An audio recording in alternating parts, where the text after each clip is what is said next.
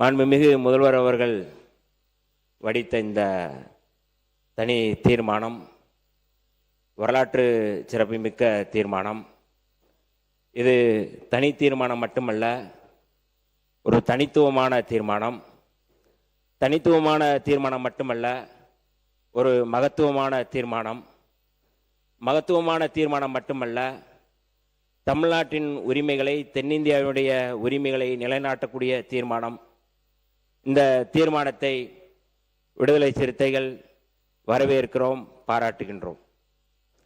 பேரறிஞர் அண்ணா அவர்கள் சொல்வார்கள், வடக்கு வாழ்கிறது, தெற்கு தேய்கிறது என்று சொன்னார்கள். தந்தை பெரியார் அவர்கள் சொல்லும் பொழுது, வடக்கில் இருப்பவர்கள் மட்டும்தான் குடிமக்களா, தென்னிந்தியாவில் இருப்பவர்கள் மூன்றாம் தர குடிமக்களா என்று தந்தை பெரியார் அவர்கள் கேட்டார்கள். இதற்கு ஒருபடி மேலே போய் புரட்சியாளர் அம்பேத்கர் பேசும் பொழுது, வடக்குக்கும் தெற்குக்கும் வித்தியாசம் இருக்கின்றது. வடக்கை விட தெற்கில் இருப்பவர்கள் முற்போக்கானவர்கள், நாகரிகமானவர்கள் என்று புரட்சியாளர் அம்பேத்கர் அவர்கள் தெளிவுபடுத்தினார்கள்.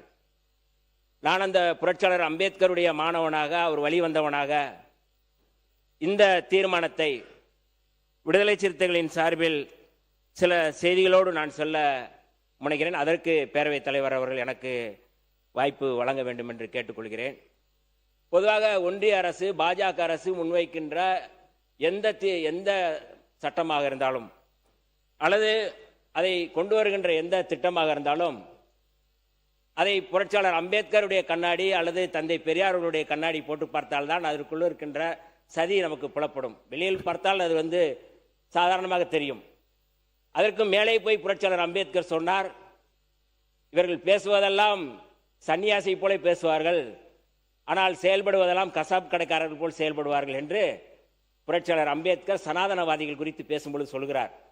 அப்படித்தான் இந்த தீர்மானத்தை அல்லது இந்த மசோதாவை பாராளுமன்றத்தில் ஏப்ரல் 16 அன்று கொண்டு வருவதற்கு முன்பு மகளிர் மசோதாவோடு சேர்த்து கொண்டு வந்து அதை எப்படியெல்லாம் அதை சதி செய்ய முடியும் என்று எங்களுடைய தலைவர் எழுச்சி தமிழர் தொல்காப்பியன் திருமாவளவன் அன்றைக்கு நாடாளுமன்றத்தில் இது குறித்து அமலப்படுத்தி இருக்கிறார்கள். ஆகவே அந்த வகையில் இன்றைக்கு இந்த தீர்மானம், தனி தீர்மானம், மாண்புமிகு முதல்வர் அவர்கள் கொண்டு வந்திருக்கின்ற தீர்மானம் ரொம்ப அவசியமானது. தமிழ்நாட்டுடைய உரிமைகளை, தென்னிந்தியாவுடைய உரிமைகளை பாதுகாக்கக்கூடிய தீர்மானம் என்கின்ற அடிப்படையில் தான் சில செய்திகளை நான் முன்வைக்க கடமைப்பட்டிருக்கின்றேன். இந்திய அரசியலமைப்பு சட்டப்பிரிவு 82 மற்றும் 170 ஆகியவற்றின் அடிப்படையில் ஒவ்வொரு 10 ஆண்டுகளுக்கு ஒருமுறை மக்கள் தொகை கணக்கெடுப்பு நடத்தப்பட்ட பிறகு தொகுதி மறுவரையறை ஆணையம் ஒன்று உருவாக்கப்பட்டு மக்களவைக்கும் மாநில சட்டமன்றங்களுக்கும் தொகுதி மறுவரையறை நடத்தப்பட இந்த சட்டப்பிரிவுகள் வழிவகுக்கின்றன. அதன் அடிப்படையில் இந்தியாவில் இதுவரை 1952, 1963, 1973, 2002 ஆகிய ஆண்டுகளில் 4 முறை தொகுதி மறுவரையறை ஆணையங்கள் அமைக்கப்பட்டுள்ளன. 1973ஆம் ஆண்டு காலகட்டத்தில் இந்தியாவில் மக்கள் தொகை கட்டுப்பாட்டு திட்டங்கள் அன்றைய பிரதமர் இந்திரா காந்தி தலைமையிலான அரசு தீவிரமாக முன்னெடுத்து சென்றது.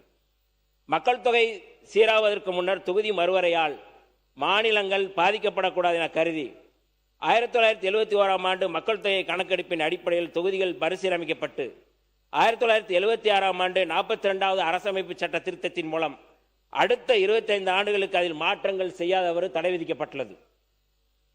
25 ஆண்டுகள் தடை முடிந்து 2002ஆம் ஆண்டு தொகுதி மறுவரையறை ஆணையம் அமைக்கப்பட்டது. அப்போது பிரதமர் அடல் பிகாரி வாஜ்பாய் தலைமையிலான ஒன்றிய அரசு 84வது அரசமைப்பு சட்ட திருத்தத்தின் மூலம் மேலும் 25 ஆண்டுகளுக்கு தொகுதிகளின் எண்ணிக்கையில் மாற்றம் இல்லாதவாறு தடையை நீடித்தது. அப்போது ஒன்றிய பாஜக அரசு கொண்டு வந்த சட்ட திருத்தத்தின்படி 2026ஆம் ஆண்டுக்கு பிறகு எடுக்கப்படும் மக்கள் தொகை கணக்கெடுப்பின் அடிப்படையில் தொகுதி மறுவரையறை செய்யப்பட வேண்டும் என்று சொல்லப்பட்டது.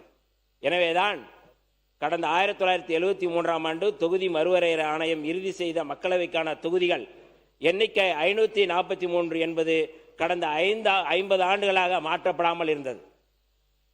இந்த பின்னணியால் கடந்த ஏப்ரல் 16ஆம் தேதி ஒன்றிய பாஜக அரசு கொண்டு வந்த தொகுதி மறுவரையறை தொடர்பான அரசமைப்பு சட்ட திருத்த மசோதாக்கள் மக்களவையில் தோற்கடிக்கப்பட்டன. மக்களவையின் அதிகபட்ச இடங்களின் எண்ணிக்கையை 550 850 இடங்களாக உயர்த்தும் சட்ட மசோதா 2011ஆம் ஆண்டு மக்கள் தொகை கணக்கெடுப்பின்படி அடிப்படையில் தொகுதி மறுவரையறை செய்து உயர்த்தப்பட்ட எண்ணிக்கையில் மகளிருக்கு 33% இடஒதுக்கீடு மசோதா ஆகியவற்றை கொண்டு வர ஒன்றிய அரசு முயற்சித்தது. பாராளுமன்றத்திலும் மாநில சட்டமன்றங்களிலும் பெண்களுக்கு 33% இடஒதுக்கீட்டை உறுதிப்படுத்தும் 106வது அரசமைப்பு சட்ட திருத்தம் 2023ஆம் ஆண்டே அனைத்து கட்சிகளாலும் ஒருமனதாக நிறைவேற்றப்பட்டது. இச்சட்டம் நடைமுறைக்கு வந்த பிறகு நடத்தப்படும் முதல் மக்கள் தொகை கணக்கெடுப்பு அடிப்படையில் மகளிருக்கு 33% இடஒதுக்கீடு வழங்கப்படும் என்று சட்டத்தில் சொல்லப்பட்டது. ஆனால் இந்த ஆண்டு ஏப்ரல் 16ஆம் தேதி தொகுதி மறுவரையறை தொடர்பான சட்ட திருத்த மசோதா கொண்டுவரப்பட்ட அன்றுதான் 2023ஆம் ஆண்டு மகளிர் இடஒதுக்கீடு சட்டமும் நடைமுறைக்கு வந்தது என்று ஒன்றிய அரசு அறிவித்தது. மாண்புமிகு பேரவைத் தலைவர்கள், ஏன் இதையெல்லாம் சொல்கிறேன் என்றால், மரியாதைக்குரிய உள்துறை அமைச்சர் அமித்ஷா போன்றவர்கள், இந்தியாவுடைய தலைமை அமைச்சர் மோடி போன்றவர்கள் நாடாளுமன்றத்தில் பேசுவது ஒன்று, வெளியில் பேசுவது வேறு. நாடாளுமன்றத்தில் பேசும்பொழுது தமிழ்நாட்டில் இருப்பவர்களுக்கு தமிழ்நாட்டிற்கான அந்த தொகுதிகள் எப்போதும் பாதிக்கப்படாது என்று அவர்கள் வெளிப்படையாக சொல்கிறார்கள். ஆனால் இப்படியான ஒரு சட்டத்தை நாங்கள் கொண்டு வர முயற்சி செய்யவில்லை என்று வேறு பக்கமும் சொல்கிறார்கள். 2 நாடகங்களை நடத்துகிறார்கள் என்பதை அம்பலப்படுத்துகின்ற விதத்தில் தான் இந்த தீர்மானம் நிறைவேற்றப்படுகிறது. அதற்கான ஒரு வழிமொழியைத்தான் நாங்கள் சொல்கின்றோம்.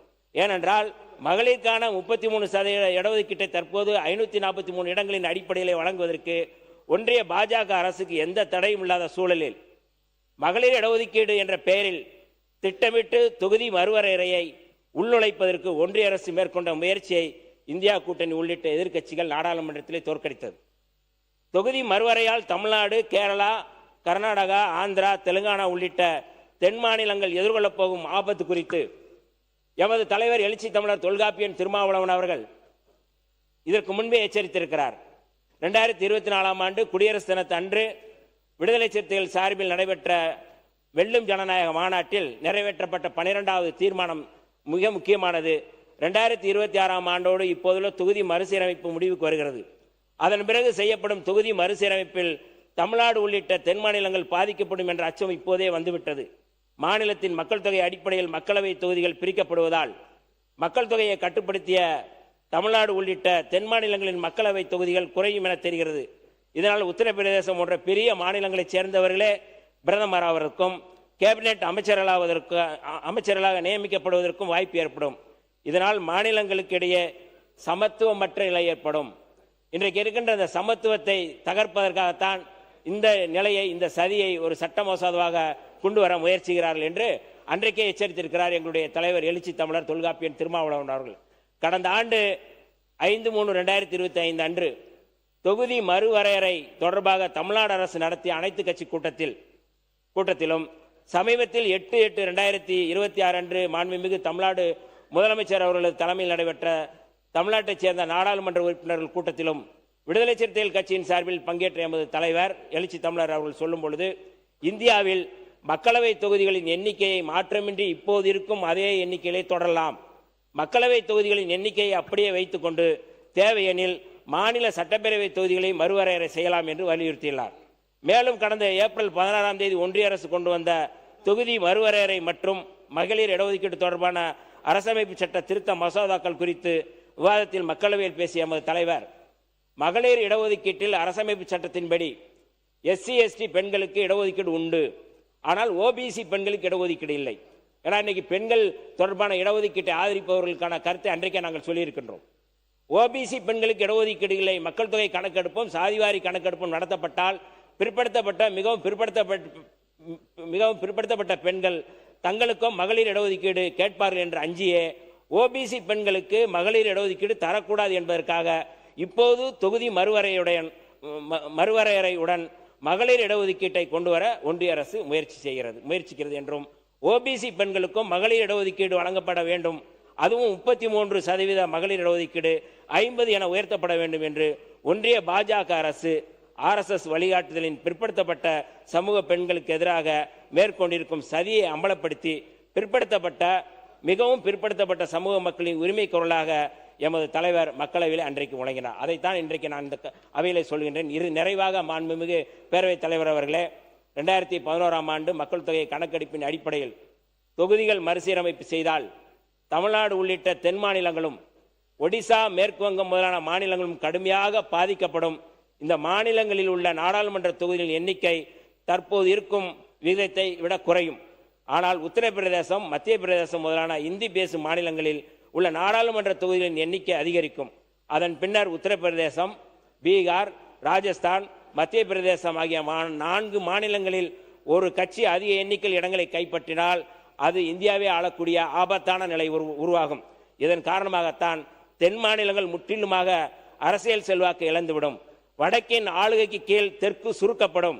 மீண்டும் வடக்கே ஆளும், தெற்கு தேயும் என்கின்ற அடிப்படையில் தான் தொகுதி மறுவரையறை என்ற பெயரில் இஸ்லாமியர்கள், தலித்துகள், பழங்குடிகள் வலுவாக உள்ள தொகுதிகளில் அவர்கள் பிரதிநிதித்துவம் பெற்றுவிடாதபடி மாற்றியமைக்கும் செயல்பாட்டையும் ஒன்றிய பாஜக அரசு திட்டமிட்டுள்ளது. எனவே சட்டப்பேரவை தொகுதிகள் மறுவரையறை செய்யப்பட்டால் இஸ்லாமியர்கள் உள்ளிட்ட மத சிறுபான்மையினர் வாக்குகளுக்கு மதிப்பிருக்கும் வகையில் தொகுதி எல்லைகளை வரையறுக்கப்பட வேண்டும். தலித்துகளின் தனி தொகுதிகளை வரையறுப்பதற்கும் நாம் கவனம் செலுத்த வேண்டும். ஒவ்வொரு 10 ஆண்டுகளுக்கு ஒருமுறை மக்கள் தொகை கணக்கெடுப்பு முடிந்தபின் அதன் அடிப்படையில் தனி தொகுதிகள் சுழற்சி செய்து எண்ணிக்கையை அதிகரிக்க வேண்டும். மக்கள் தொகையை கட்டுப்படுத்தி, மாண்புமிகு பேரவைத் தலைவர் அவர்களே, மக்கள் தொகையை கட்டுப்படுத்தி முற்போக்கான கொள்கைகளால், மக்கள் நல திட்டங்களால், சமூக பொருளாதார கல்வி தளங்களில் வளர்ச்சி கண்டு நாம் சிறந்து விளங்கிடும் சூழலில் அதற்காக நம்மை தண்டிக்கும், நம்மை பின்னுக்கு இழுக்கும் தொகுதி மறுவரையை ஒருபோதும் அனுமதிக்க கூடாது, அனுமதிக்க மாட்டோம் என்ற தமிழ்நாடு முதலமைச்சருடைய இந்த தனித்த தீர்மானத்தை நாங்கள் வரவேற்கிறோம், பாராட்டுகிறோம். கூடுதலாக இதை மாற்றம் என்று சொல்கிறார்கள். மாற்றம் என்பது வளர்சிதை மாற்றமா, தேய்சிதை மாற்றமா என்பதை நாம் விவாதிக்கலாம். ஆனால் இந்த தொகுதி மறுவரையறை மூலமாக இது ஒட்டுமொத்தமாக வடக்குக்கு மட்டும் வளர்சிதை மாற்றமாக இருக்கும், தெற்குக்கு இது தேய்சிதை மாற்றமாக இருக்கும் என்று சொல்லி எனக்கு வாய்ப்பளித்த மாண்புமிகு பேரவைத் தலைவர் அவர்களுக்கும், மாண்புமிகு முதல்வர் அவர்களுக்கும், மாண்புமிகு சிறுபான்மை நலத்துறை அமைச்சர், மாண்புமிகு சிறுபான்மை நலத்துறை அமைச்சர் உட்காருங்க. உட்காருங்க. இல்ல நீங்க சொன்னது உட்காருங்க. ஒரு நிமிஷம் உட்காருங்க. ஒரு செய்தி அதுக்கு மாண்புமிகு இல்ல நான் பாக்குறேன். நான் ஒரு செய்தி நீங்க சொன்ன கருத்தை கவனத்தில் கொண்டு நான் பாக்குறேன்.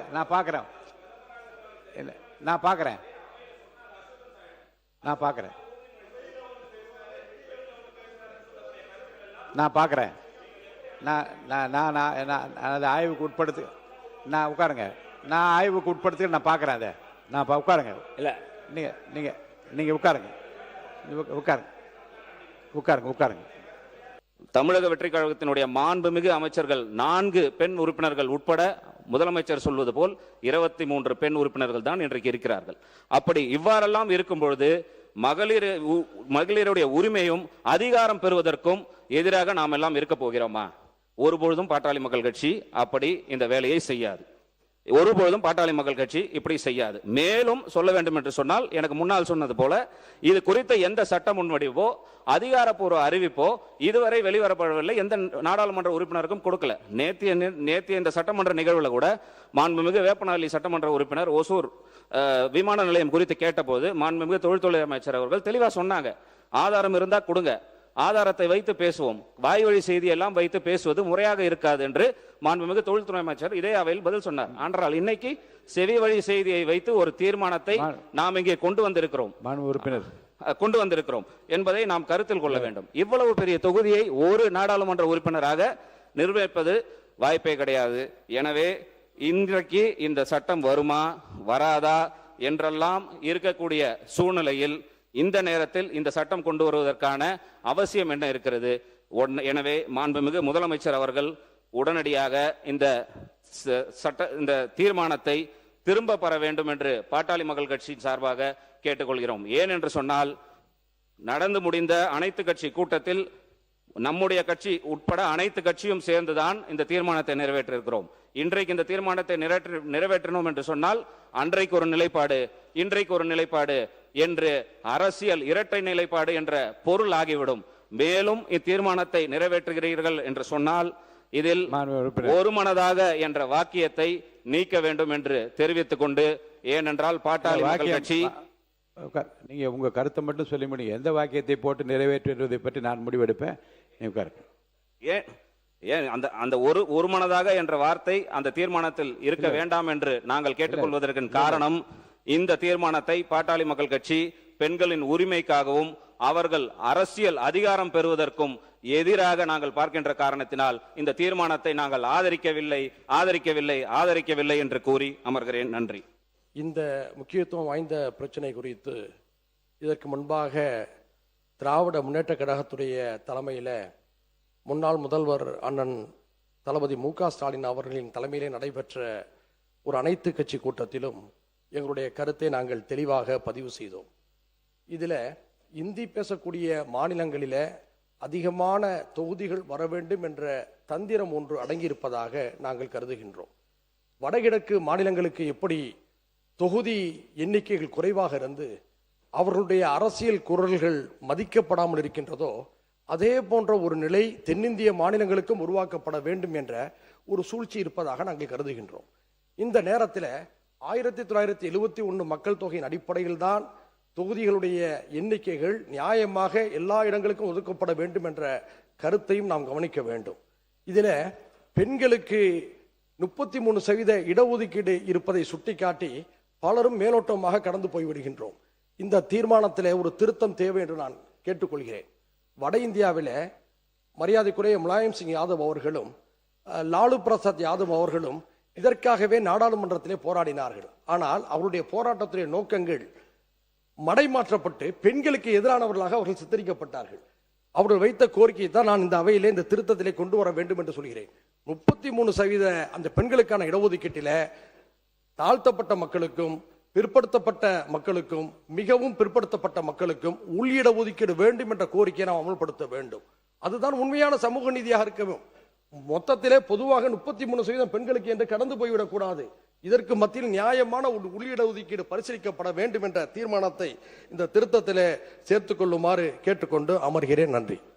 மிக ரத்தின சுருக்கமாக மாண்புமிகு முதலமைச்சர் அவர்கள் தொகுதி மறுவரை தொடர்பாக இன்று முன்மொழிந்திருக்கின்ற இந்த அரசினர் தீர்மானத்தை வரவேற்கின்றேன்.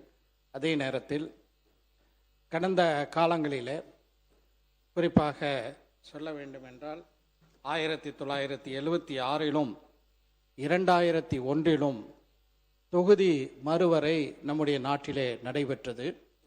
1977 இருந்த அரசு வேறு, அதே போல 2001 இருந்த அரசு வேறு. ஆனால் அனைத்து ஸ்டேக் ஹோல்டர்ஸ்டையும் இது தொடர்பான அனைவர்களிடமும் ஒரு விரிவான கலந்தாலோசனையை செய்து அதற்கு பிறகு இந்த தொகுதி மறுவரை குறித்த ஒரு முடிவை எடுத்தார்கள். அதுதான் ஒரு ஜனநாயக நெறிமுறையாக இருக்கும். ஆனால் இன்றைய ஒன்றிய அரசுக்கு அது போன்ற எந்த ஒரு திட்டமும் இருப்பது போல தெரியவில்லை. ஏற்கனவே திராவிட முன்னேற்ற கழகத்தின் சார்பில் நடைபெற்ற அனைத்து கட்சி கூட்டத்தில் நிறைவேற்றப்பட்ட தீர்மானம் 1971 இருக்கக்கூடிய மக்கள் தொகை அடிப்படையிலேயே இந்த தொகுதி மறுவரை எந்த மாற்றமும் இல்லாமல் உரிய அரசமைப்பு சட்ட திருத்தங்களோடு அடுத்த 30 ஆண்டுகளுக்கு அதே அளவில் பேணப்பட வேண்டும் என்ற அந்த தீர்மானமும், அதே போல் நம்முடைய விகிதம், அதாவது மக்களவையில் மாநிலங்களவையில் நம்முடைய விகிதம் மொத்த 7.18 என்ற அந்த ப்ரொபோர்ஷனல் ஷேர் என்ற அளவில் இந்த தொகுதிகள் மறுவரை அமைய வேண்டும். ஆனால் 30 ஆண்டுகளுக்கு இது ஃப்ரீஸ் பண்ண வேண்டும், எந்த தொகுதி மறுவரையும் இருக்கக்கூடாது என்பதை இந்த நேரத்தில் எடுத்து சொல்லி, அதே போல் நிச்சயமாக மகளிருக்கான இடங்கள் ஆட்சி அதிகாரத்தில் அவர்களுக்கும் உரிய பங்களிப்பு வேணும். அதுக்கு தொகுதி மறுவரையை செய்துவிட்டு தான் மகளிருக்கு அந்த இடத்தை கொடுக்கணுன்ற அவசியம் கிடையாது. இப்போ இருக்கிற ஒரு நிலையிலேயே வருகின்ற 2029 எல்லா மாநிலங்களிலும் 33 விழுக்காடு பெண்களுக்கான அந்த இடஒதுக்கீடு சமூக நீதியின் அடிப்படையில் வகுக்க வேண்டும் என்று சொல்லி இந்த தீர்மானத்தை வரவேற்று அமர்கிறேன்.